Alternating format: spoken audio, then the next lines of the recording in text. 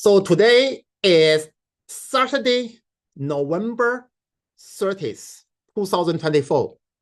It's just several days after Thanksgiving, the last day of November 2024.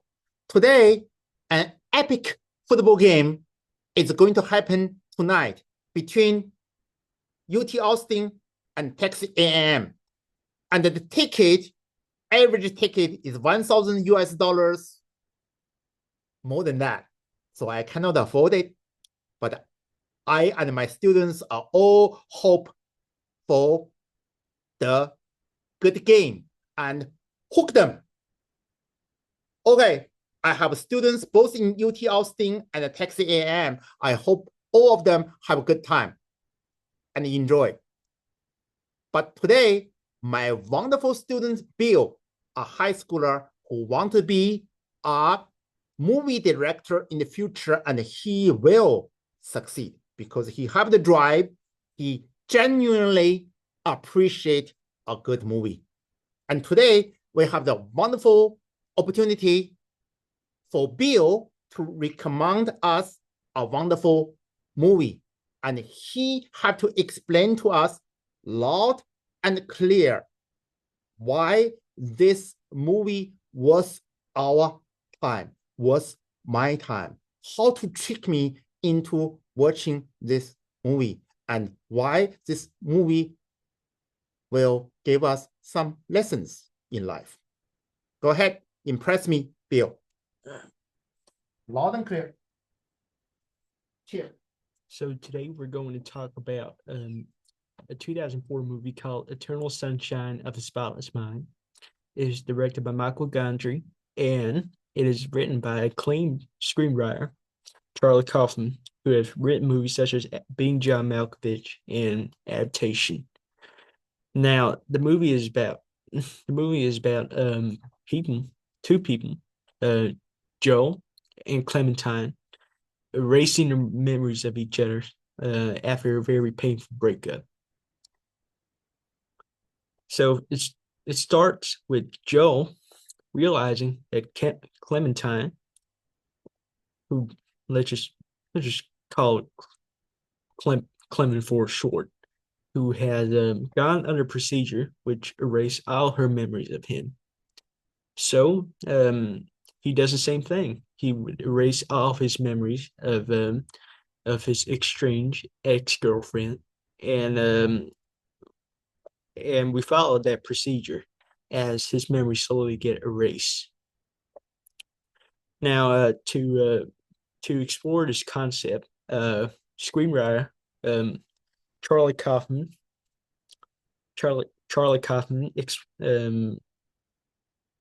explores this in a nonlinear narrative, which means that the events over here does not take place in chronological order.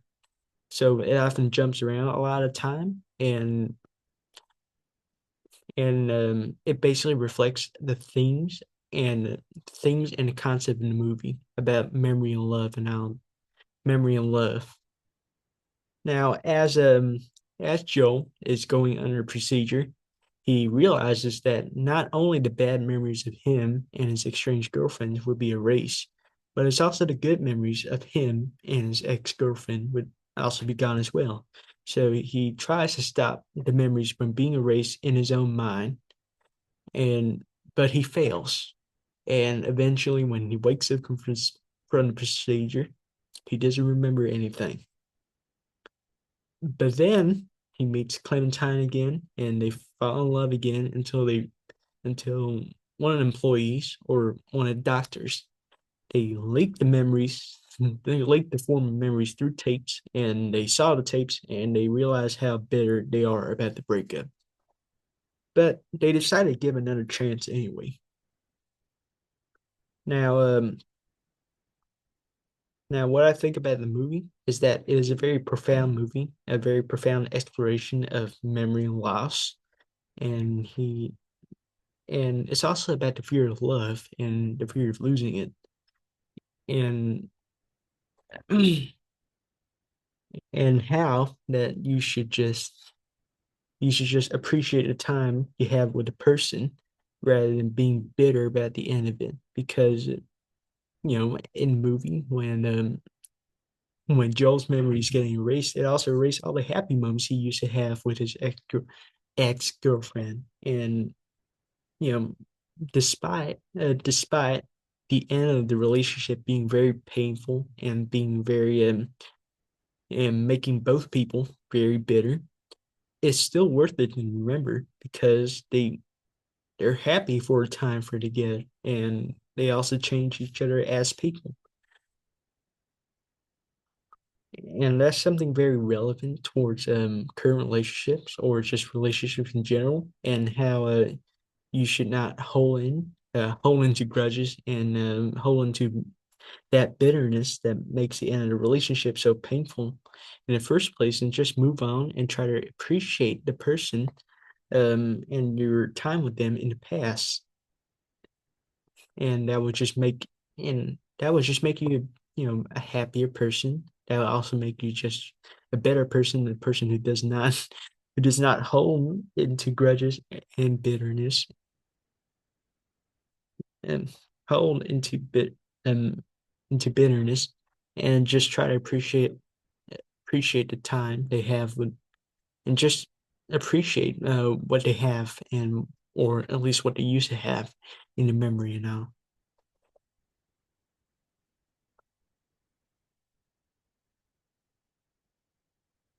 Now, and as a result of the movie's non-linear narrative structure, the very um, performances of the two main lead actors, Jim Carrey and Kate Winslet, and the excellent direction by Michael Gondry, it has been considered to be one of the best movies in the 21st century because, firstly, it's also very relevant towards folk who had a painful breakup before, and it's also just relevant towards people who have lost someone before, and it's often wants to forget the painful end of that relationship or that time they used to have with the person. And I think that would strike a chord with a lot of people who have gone through a situation like these, and help them just realize that it's okay for a relationship to end, and it doesn't have to end in the rosiest of ways or in the most healthiest of ways, because sometimes relationships just end like that. Sometimes it ends abruptly, sometimes it ends painfully, and sometimes it just ends without too much drama. And it would help them appreciate just the time they have with the person rather than trying to hold on to grudges and all the bad moods, because in reality we're all very flawed people, and we will make mistakes, and and we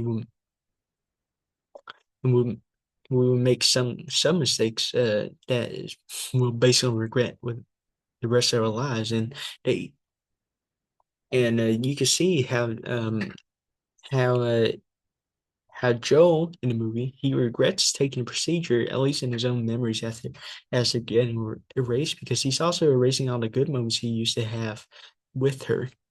And mm, you know